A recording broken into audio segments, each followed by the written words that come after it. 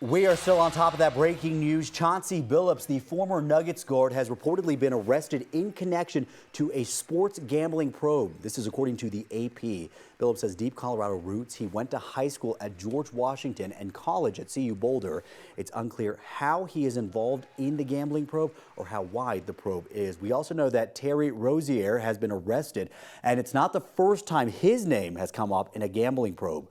Earlier this year, Rozier was investigated by the NBA and the FBI in connection with suspicious betting activity, but at the time, his lawyer said that he was cleared of any wrongdoing. Federal officials are expected to release more details at a news conference later today. We'll stay on top of the story and make sure we bring you all that information as we get it. Thanks for joining us on this Thursday. I'm Jordan here with Corey and Katie. Good morning. Friday Eve, as we like to say. You know, it's beautiful out there today. A little bit of sunshine, but it sounds like the clouds will be sticking around. Cloudy, but it's also going to be pretty mild. So we are watching a storm system roll into the state. It's brought us some scattered shower activity this morning. Could see a couple of sprinkles later on here for the Denver area, but nothing major, no advisories to tell you about as this storm system swirls in and eventually out of the state. As we get into tomorrow, it's going to be really lovely anywhere you need to be here across Colorado, but this morning it's a pretty sunrise. As the sun rises over downtown Denver, we are under a partly to mostly cloudy sky. Dry conditions if you're heading to and from the Eisenhower-Johnson tunnels. They're on I-70, and we are bracing for some winter weather in spots. A few light snow showers possible over higher terrain. But again, this is not a hugely impactful storm system for our state. It will bring some wet weather to spots, though. Temperatures stay mild from the mountains to the plains, slightly above average conditions ahead of a bigger cool down and a stronger storm. It looks like it'll be Sunday into Monday. We'll see more accumulating mountain snow and some much colder temperatures. But for this morning here, this Thursday, over the I-70 drive, if you're heading past Eagle to Glenwood Springs, we have seen a rain-snow mix there. Temperatures will gradually climb to the 50s, even some low 60s in the high country, so not a lot of snow accumulation expected, as we will see those showers very scattered in nature. 40s right now here across the metro area, the eastern plains. We are right now at 30 degrees only in Greeley, with upper 30s in Fort Collins. So a nice cool start to the day. Temperatures typically, though, fall to the low 30s in town. As we take you through our hourly planner, we'll be around 63 degrees by lunchtime and highs in the upper 60s to near 70. As mentioned, we do have the chance for those scattered showers through the mountains and over portions of the I-70 drive. Could see some light snow accumulating early tomorrow morning. We'll look ahead at those snow totals before we clear out across Colorado for Friday and a very pleasant weekend ahead. This morning, we have been watching the roads as well. As just mentioned, we are dry currently here over the Denver area.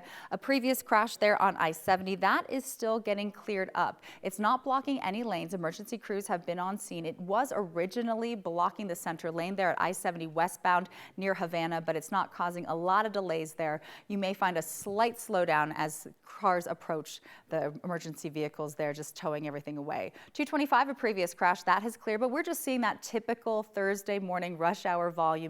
Stop and go traffic at times on 225, both north and southbound approaching I-70. Travel times right now have slowed. It's 28 minutes from downtown Denver to the Denver Tech Center. In both directions, you will find some slowing conditions, but no major crashes to report in and around the metro area this morning. All right, Katie, thank you. Right now, the FBI is looking for potential victims after a former Aurora police sergeant was charged with sexual exploitation of a child. Aaron Bunch worked as a supervisor for school resource officers at both Cherry Creek schools and Aurora Public Schools. Investigators accuse him of exchanging videos that show the sexual abuse of children. Officials believe he used his position to get in touch with victims from as far back as 2005 up to this year, and he now faces 3 charges of sexual exploitation of a child. The FBI and Denver police are now working to find other potential victims. They're asking anyone with information to reach out. An update to a story we brought you as breaking news yesterday. 6 people have been indicted as part of a major car theft and burglary ring operation across the Front Range. 5 of them were caught during a series of raids yesterday, and 1 is still wanted. According to the Boulder County District Attorney's Office, a group of people has been stealing cars, taking them to chop shops, retitling them, and using the vehicles to commit other crimes. Investigators say this was going on for about a year and a half. In some of these cars, they found garage door openers, and they would use those garage door openers to then break into people's garages. Once they broke into the garages, they would steal bikes, high-end bikes, from the garages, and then break down those bikes, meet with another member of the crime ring, load them into a van, and have them transported to Mexico. Yesterday, police and SWAT teams raided 9 different properties along the Front Range. They say the crime ring spanned more than 25 jurisdictions across Colorado.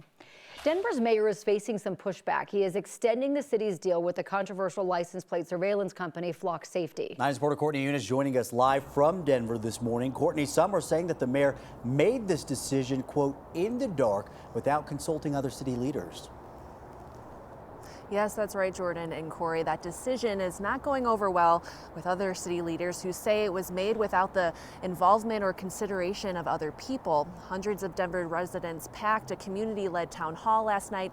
Take a look at this video. Organizers had this town hall planned for weeks, and the purpose was to demand Flock cameras be turned off once the contract expired on October 30th. But well before residents arrived, Denver Mayor Mike Johnston announced he was keeping 111 cameras active across the city.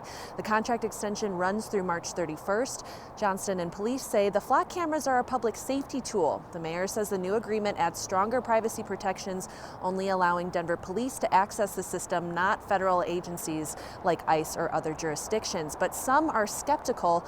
Councilmember Sarah Parody says Johnston made the decision without consulting the surveillance task force he created.